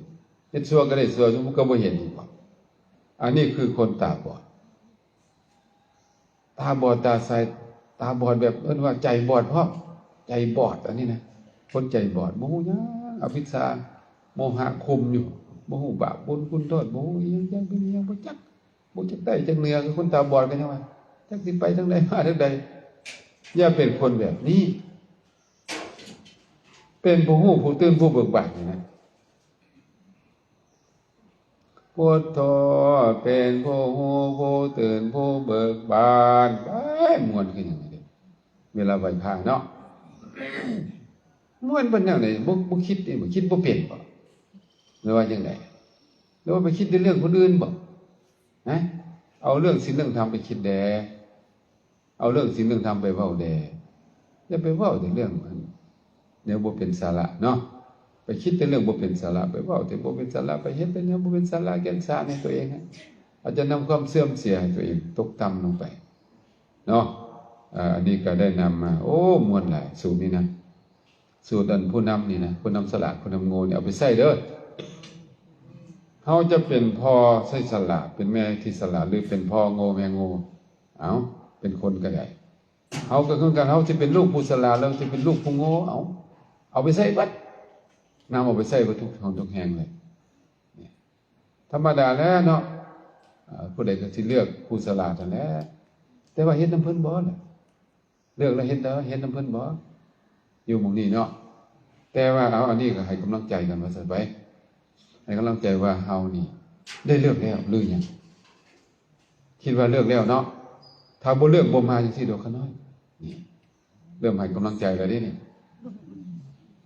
ถ้าบ่เลือกขน้อยบ่มาดอกบ่แทงหัวดอกบ่มาห่มขาวดอกขน้อยก็มีเงินมีซานอยู่ก็มีลูกมีหลานเด้สิมานั่งอึดตารับขับตานอนมานั่งปวดแข้งปวดขาเมื่อยอยู่สิบ่ขน้อยเลือกแล้วสาธุแสดงว่าไม่ออกเลือกผู้นำที่สละคือพระสัมมาสัมพุทธเจ้าเฮาได้ศรัทธาและประพฤติตามเพิ่นนะพระพุทธเจ้าไปใส่แล้วไปนิพพานผู้ที่ตามก้นเพิ่นจะไปใส่ก็ต้องไปนิพพานแม่นบ่ไปซ่าไปไวอยู่ที่เฮาถ้าเฮาไปไวฮอดไวเฮาไปซ่าฮอดซ่าถ้าไปไวฮอดไวมันก็ว่ามันปฏิบัติเนาะเมื่อบ้านแล้วก็ยังปฏิบัติแต่จะไปเฮ็ดคือข่อยเว้าเด้อล่ะมันนั่งอยู่บ่เด้งบ่ติงเนาะผู้ผัวบอกว่าเจ้าคือบ่เฮ็ดนั่นไม่ข่อยนั่งสมาธิน่ะข่อยจะไปนิพพานน่ะโอ้ยนี่ก็โพดแล้วนี่ก็ได้เนาะก็คือชาวบ้านชาวเมืองคือข่อยเว้าแหละเฮาเป็นชาวบ้านชาวเมืองเนาะเฮาเฮ็ดไร่เฮ็ดนาอยู่กับปฏิบัติธรรมได้ในขณะที่ดำให้ดำนาก็มีสติให้ได้ก็มีสติเฮ็ดอย่างก็มีสติกันยังไงก็ใช้ได้คือกันอย่ามื้อแรงมาดิถ้าจะกินข้าวแล้วก็ไหว้พระสวดมนต์นั่งสมาธิก็หลับก็นอนก็ได้คือกันเฮ็ดอย่างก็ให้มีสติไปเนาะก็ได้คือกันนะปฏิบัติตามผู้ใดดุมันปฏิบัติธรรมนะรับประกันว่าผู้นั้นจะเป็นจังไดจะเป็นจังไดผู้ใดดุมันในการปฏิบัติผู้นั้นจะได้บรรลุธรรมไว้ผู้นั้นจะถึงพระนิพพานไว้คือคนย่างทางนี่นะผู้ใดมันย่างนี่ฮอดไว้บ่ฮอดไว้บ่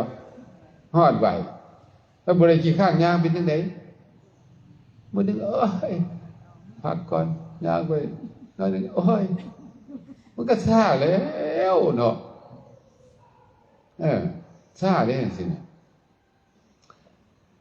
เจ้าผู้ประสงค์เที่ยวทางเวิร์กให้หาทิ้งบั้งใหญ่ๆฮอดห่มจิตยังจะได้สวยหลังฮอดห่มหังยังจะได้สวยหน้าฮอดห่มว่ายังจะได้อาบกินอย่าสุมัวเมาลิ่นปลูกพารามกลางป่าอย่ามัวเก็บหมากว่ามันสิซ่าคำถามนี่เพิ่นเตือนไว้ที่ไหนบัดนี้ข้านบัดนี้บ่ค่อยปฏิบัติธรรมบัดนี้เนาะ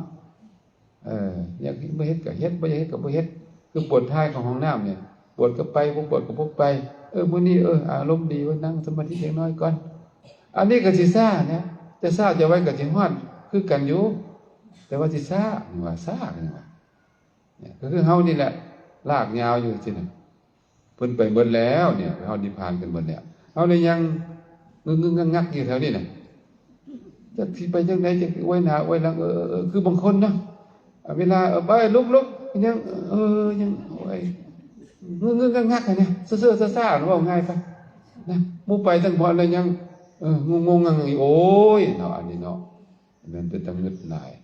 ไปก็ไปซะแต่ว่าอยู่ก็อยู่ซะก็แล้วงึกๆงักๆแปลว่าสมองนั่นน่ะซ่าน่ะโหลดเฮ้ยสิเฮ็ดจังได๋เนาะโอ้ยตายแล้วสติก็อ่อนปัญญาก็อ่อนไปเบิดเลยบาดกำลังก็อ่อนเอ้าตกลงว่าตามนี้เนาะ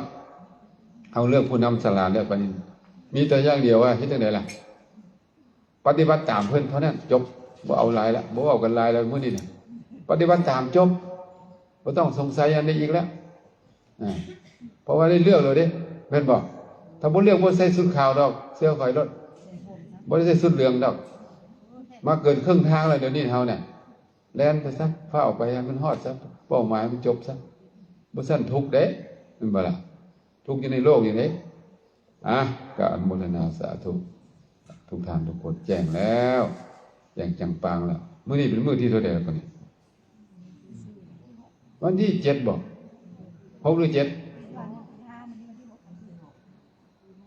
วันที่6เนาะเหลือจังมื้อบ่นี่7 8 9จบนี่เหลือก็น้อยแล้วได้วิธีปฏิบัติเหลือน้อยลงแล้วได้ฉะนั้นตั้งจิตตั้งใจเด้อ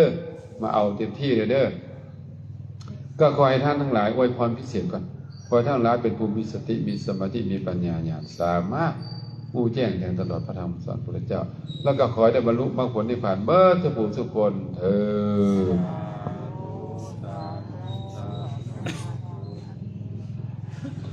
ครับลาพระ